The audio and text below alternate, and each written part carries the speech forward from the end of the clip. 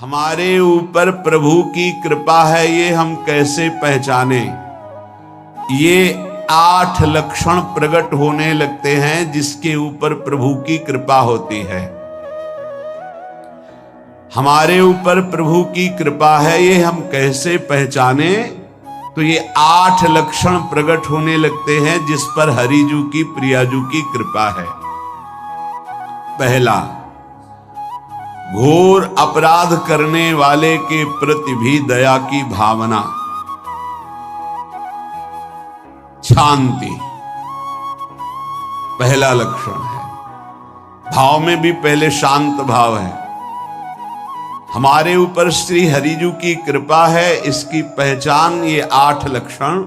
पहला, शांति, अर्थात घोर अपराधी के प्रति भी गुस्सा ना क्षमा करना, ये हरि की कृपा का लक्षण है। देख लो भाई, घोर अपराधी शब्द तो जाने दो, जरा सा प्रतिकूल हो जाए तो लाख समझाओ पर भ्रकुटी तनी रहती है।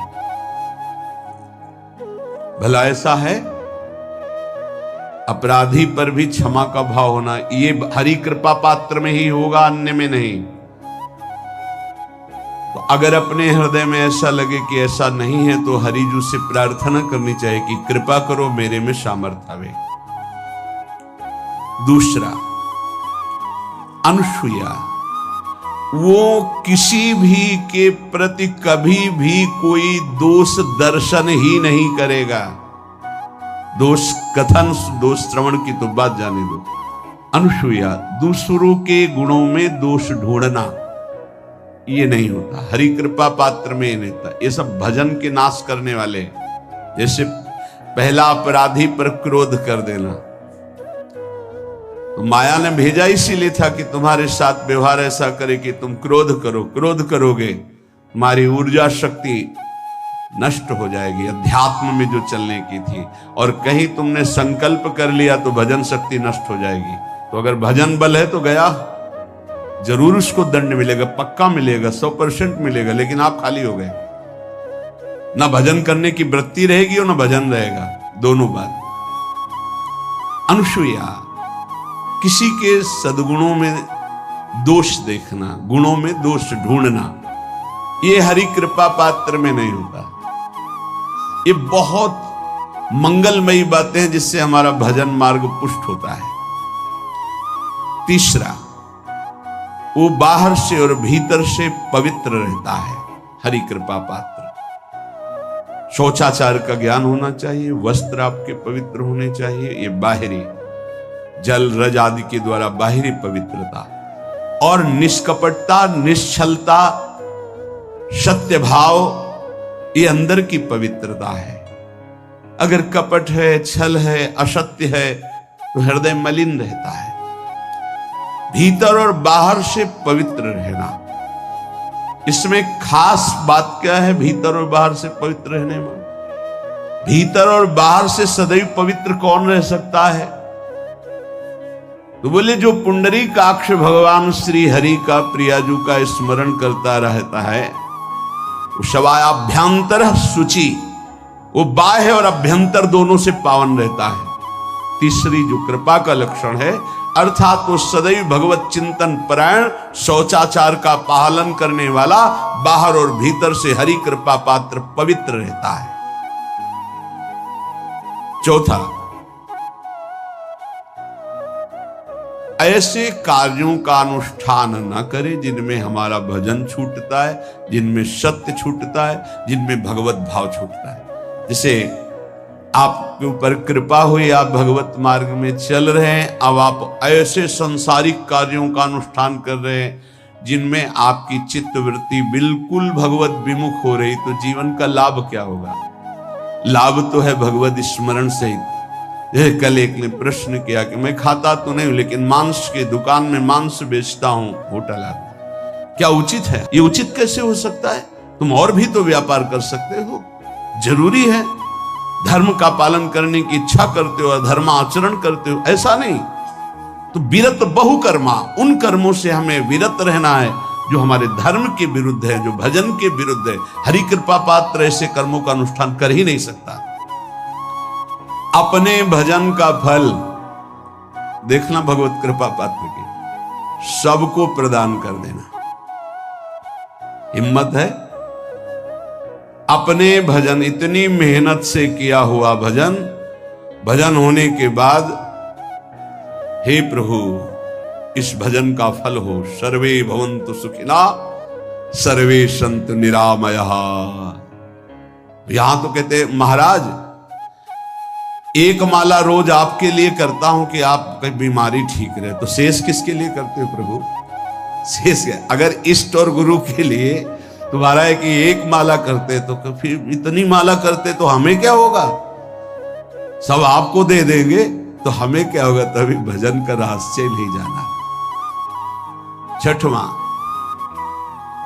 अपने भजन से अपने लिए कुछ भी ना चाहना और दूसरों की तो बात जाने दो, दूसरों से कुछ ना चाहना ये तो ठीक है, अपने भजन से अपने लिए कुछ ना चाहना है हिम्मत। देखो ये हरि कृपा पात्र में हिम्मत होती है। अपना भजन अपने प्रयोग में ना लाना, इसका भी आंतरिक रहस्य है।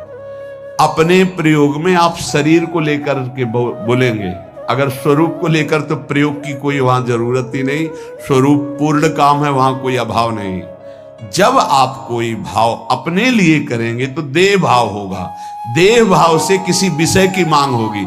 विषय पूर्ति भजन का फल नहीं होता, भजन का फल होता विषय निवृत्ति। बहुत जोर की बात है, कैसे समझ गए? अपने भजन का भी फल अपने लिए नहीं, दूसरों से कुछ चाह रखना तो बात ही जाने दो, भजन से भी कोई अन्य सुख की चाह नहीं हुई। क्या चाहिए? भजन ही बनता रहे, भजन का फल भजन बनता रहे, खूब निरंतर जप करते रहे। सातवां, किसी भी मान सम्मान कीर्ति पद प्रतिष्ठा के मिलने पर हृदय का असंतुष्ट हो जाना,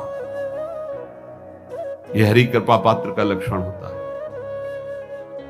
प्रणाम नमस्कार जय हो तो हृदय में असंतुष्ट हो जाना चाहिए। कोई किंचन मात्र अभिमान न उदय हो जाए। प्रभु बचाओ, ये माया की चकाचौंध से बचा लो नाथ। कौन सा अपराध बन गया कि आपकी जय की जगह यहां हमको ऐसा सुनना पड़े। मान प्रतिष्ठा कीर्ति जिसके लिए बड़े बड़े लालायित रहते, हरि कृपा पात्र को विष की तरह चुभती है। और आठवां,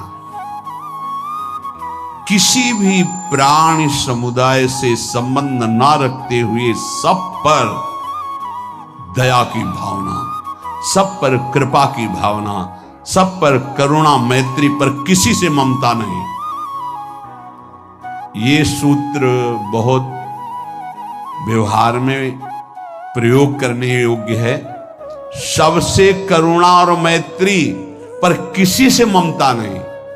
करुणा तो करी भरत जी ने, मैत्री भी की मृग से, पर ममता रहित नहीं रहे। ममता कर ली तो अगला जन्म हिरण का हो गया। ममता नहीं रखी। निर्ममो निरहंकारा, करुणा मैत्री तो करनी है, जैसे इसमें आदेश है, गीता में जी आदेश है, अद्वेष्टा सर्वभूतान मैत्र करुणैव च, पर निर्ममो निरहंकारा, ये साधक की चतुरता है।